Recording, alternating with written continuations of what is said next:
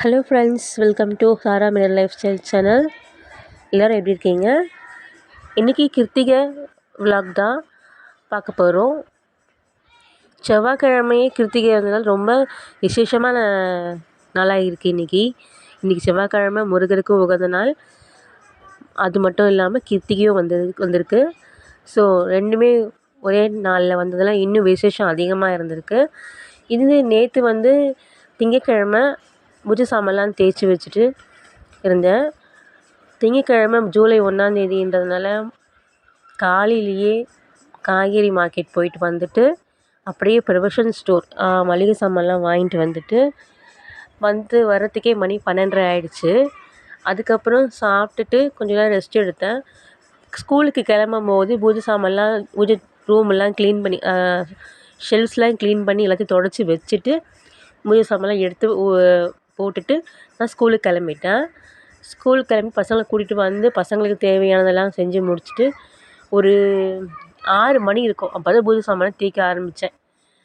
ஏன்னா நாள் முழுக்க ஒரே வேலை. உங்களுக்கே தெரியும் நாள் முழுக்க என்னென்ன வேலை இருக்கும்னு. காலைல சமைச்சு முடிச்சுட்டு கிச்சன் க்ளீன் பண்ணி வச்சுட்டு குளிச்சுட்டு துணி துவைச்சி மிஷினில் துணியை போட்டுட்டு தான் கடைக்கு போயிருந்தேன். என்கிட்ட இந்த வண்டிலாம் கிடையாது, நடந்து தான் போகணும். ஒரு 2 ஸ்டாப் தள்ளி தான் அங்கே மார்க்கெட் இருக்குது. ஸோ நடந்து போயிட்டு வரும்போது ஸ்டாப்புன்றதுனால ஆட்டோலேயே ஷேர் ஆட்டோவில் வந்து இறங்கியாச்சு. அங்கேருந்து நம்ம வீட்டுக்கு வர்றதுக்கு எப்படியும் 1/4 ஹவர் ஆகும். நடந்து வந்தது டயர்டாகிடுச்சு, வெயிட்டு தூக்கிட்டு வந்தது. வந்துட்டு காய்கறிங்களாம் எடுத்து வச்சுட்டு சாப்பிட்டுட்டு கொஞ்ச நேரம் ரெஸ்ட் எடுத்துருந்தேன். துணியை மிஷினில் போட்ட துணியை காய வச்சுட்டு அதுக்கே டைம் போயிட்டு 2, 3 ஆகிடுச்சு. திருப்பியும் பசங்க ஸ்கூலுக்கு கிளம்ப வேண்டியதாக இருந்தது. சரி எல்லா வேலையும் சாமான் தேய்ச்சிக்கலான்னு சொல்லிட்டு பூஜை சாமான் தேய்ச்சிக்கலான்னு பூஜை சாமான் தேய்ச்சி முடிக்கிறதுக்கே மணி 8 ஆகிடுச்சு. சைட் பை சைட் நைட்டுக்கு டின்னர் பண்ண வேண்டியது இருந்துச்சு. அதையும் பண்ணி முடிச்சுட்டு பூஜை சாமானுக்கெல்லாம் குங்குமஞ்சள் வச்சுட்டு முடிக்கிறதுக்கே மணி 9, 9:30 ஆகிடுச்சு. அதுக்கப்புறம் தான் சாப்பிட்டேன். சாப்பிட்டு முடிச்சதுக்கப்புறம் மணி 10:30 ஆகிடுச்சு. சாப்பிட்டு முடிச்சுட்டு அடுப்பெல்லாம் க்ளீன் பண்ணி வச்சுட்டு சாமான்லாம் தேய்ச்சி வச்சுட்டுக்கு மணி 10:30 ஆகிடுச்சு. ஸோ 10 மணிக்கு மேலே பூ வாங்கிட்டு வந்திருந்தேன் மார்க்கெட்லேருந்து. மல்லிகைப்பூ அது மட்டும் கட்டி வச்சுருந்தேன். சாமந்தி பூ மறுநாள் காலையில் கிருத்திகை அன்றைக்கி கட்டிக்கலான்னு சொல்லிவிட்டு அப்படியே ஃப்ரிட்ஜில் வச்சுட்டேன். ஸோ அதுக்கப்புறம் மணி படுக்கிறதுக்கே மணி 11 அப்படி ஆகிடுச்சு.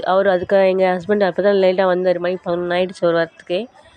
அதுக்கப்புறம் அவருக்கு தேவையானதெல்லாம் நான் சாப்பாடெலாம் கொடுத்துட்டு பசங்களும் தூங்கவே இல்லை 11 மணி வரைக்கும்.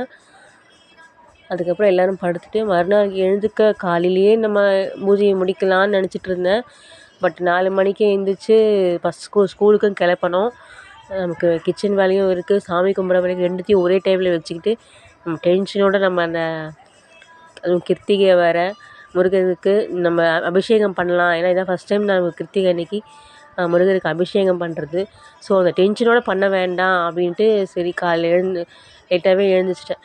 சமைக்க பசங்களை முதல்ல எல்லோரையும் கிளப்பி விட்டுட்டு பொறுமையாகவே நம்ம நிதானமாகவே சாமி கும்பிடலாம். அப்போ தான் எனக்கும் மனநிறைவாக இருக்கும். நமக்கு இந்த டென்ஷனோட பரபரப்பாக சாமி கும்பிட்றது அதெல்லாம் எனக்கு செட்டே ஆகாது. அது திருப்தியாகவும் இருக்காது. பரவாயில்ல, லேட்டானாலும் பரவாயில்ல, மணி 1 ஆனாலும் பரவாயில்ல, மதியமானாலும் பரவாயில்லன்னு சொல்லிவிட்டு எல்லாரையும் கிளப்பி முடிச்சுட்டு எல்லா வேலையும் கிச்சனுக்கு க்ளீன் பண்ணிவிட்டு சாமான்லாம் தேய்ச்சி வச்சுட்டு நம்ம லூனாவுங்களுக்கோ அவங்களுக்கு தேவையான ஃபுட்டெல்லாம் கொடுத்துட்டு குளிச்சுட்டு அதுக்கப்புறம் வந்த உடனே விளக்குக்கெல்லாம் பூவெல்லாம் போடுறதுக்காக ரெடி பண்ணி வச்சுருந்தேன். பூ கட்டி முடிச்சுட்டு விளக்கெல்லாம் திரி போட்டு எண்ணெய் ஊற்றி எல்லாம் ரெடி பண்ணி வச்சாச்சு. முருகருக்கு அபிஷேகம் பண்ணுறதுக்கு முன்னாடி வெத்தலை நம்ம தீபம் ஏற்றணும் இல்லையா? எனக்கு எப்பவுமே கிருத்திகை அன்றைக்கி வெத்தலை தீபம் ஏற்றுவேன். அதனால் வெத்தலை ரெடி பண்ணிடலாம் அப்படின்னு சொல்லிவிட்டு 6 வெத்தலையை ரெடி பண்ணி வச்சுட்டு விளக்கும் எடுத்து ரெடி பண்ணி வச்சுருந்தேன். எல்லாம் ரெடி பண்ணி வச்சுட்டு அதுக்கப்புறம் அபிஷேகம் பண்ண உட்காரலாம். அப்போ தான் டக்குன்னு அலங்காரம் பண்ணி முடிச்சுட்டு அவர் எடுத்து வச்சு தீபாராதனை காட்டுறதுக்கு கரெக்டாக இருக்கும் அப்படின்னு சொல்லிட்டு விளக்கெல்லாம் எடுத்து வச்சிட்ருந்தேன்.